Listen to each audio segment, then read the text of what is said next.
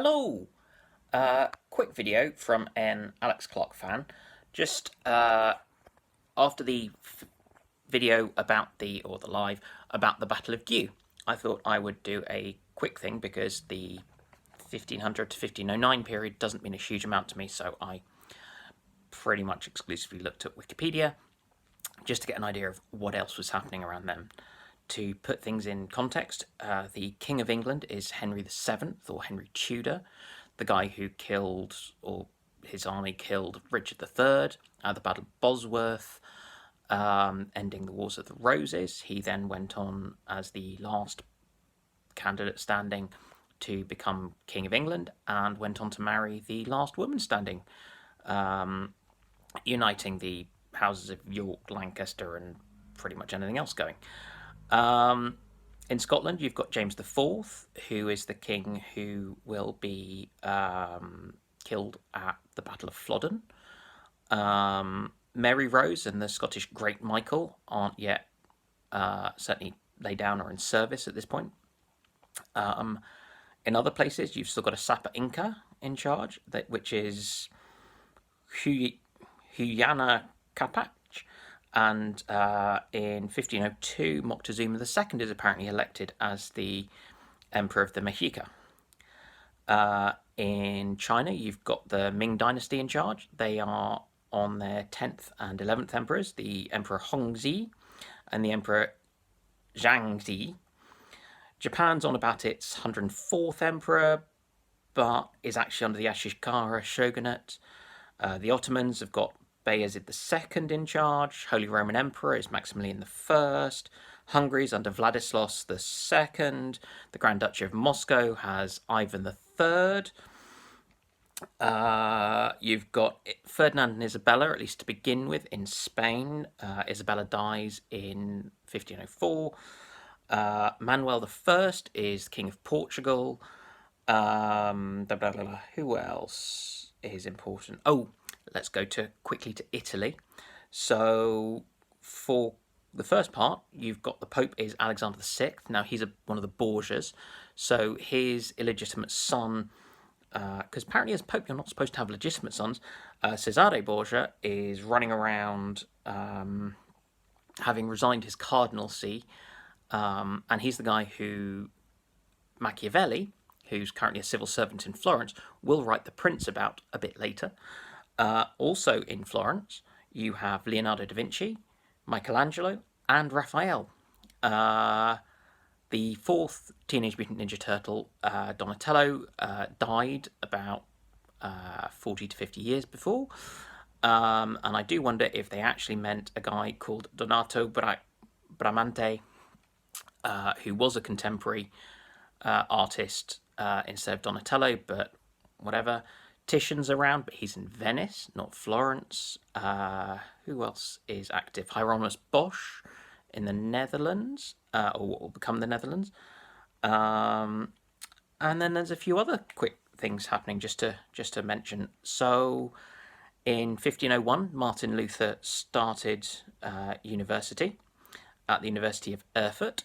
And later on in 1501, at some point, Prince Arthur, who was Henry VIII's older brother, married Catherine of Aragon. He would then go on and die, and there's a lot of questions as to whether they consummated that marriage or not. In 1502, you had the start of the slave trade, with the first slaves being taken from Africa to the New World. Yay. In 1504, James IV married Margaret Tudor, who was the daughter of Henry VII, and so sister of Henry VIII, which is where the Stuart claim to the English throne came from. What else? In 1504, Babur, the first Mughal emperor, conquered Kabul because, you can't really have an era without somebody going to war in Afghanistan because it's such a good plan. Then 1507, Guru Nanak Dev, or Baba Nanak, apparently started teaching the tenets that would go on to form the basis of Sikhism. In 1509, Erasmus was writing, and also in 1509, couple of schools which are relevant to at least some of my friends. So St Paul's School in London was founded. My granddad went there as well. And the Royal Grammar School in Guildford was founded, apparently. Now, by the time of the Battle of Diu, Henry VIII is still not yet Henry VIII. He's still Prince Henry. He's 17 and not yet married Catherine of Aragon. But he's a strapping 6-footish lad, probably of really quite athletic build. Assuming he's kind of finished growing. Nutrition in those days means they might not have done. Not sure. Other key things to say. First dry dock in England. Royal Dockyard was commissioned by Henry VII in 1495. The Great Michael in Scotland was apparently ordered in 1505, but wouldn't even lay down until 1507. And to give an idea, that ship, Great Michael, which was about twice the size of the original Mary Rose, because remember, Mary Rose was rebuilt and was actually, 35 years old when she was sunk, which is kind of getting on for warspite lengths of service, including having a big rebuild. So Great Michael was 73 metres long and 11 metres in beam. To give an idea, a beam of 11 metres is a 1930s tribal class beam, but it's like 40 metres shorter. So, over about a third or over a third shorter. Yeah. Last but not least, I just wanted to show about, or talk for just a sec about stabbing somebody in the heart. I trained at St George's, so our anatomy is notorious for being terrible.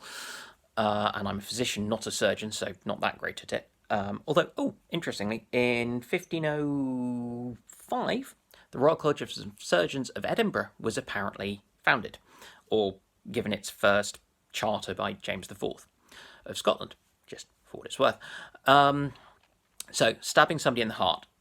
Can't really go in from behind easily. So the heart sits at the front of your chest. It's normally about the size of your fist, and it sits much more centrally than people think. Oh, I hope you all like the t-shirt, by the way. So, you've got that sitting there, and then the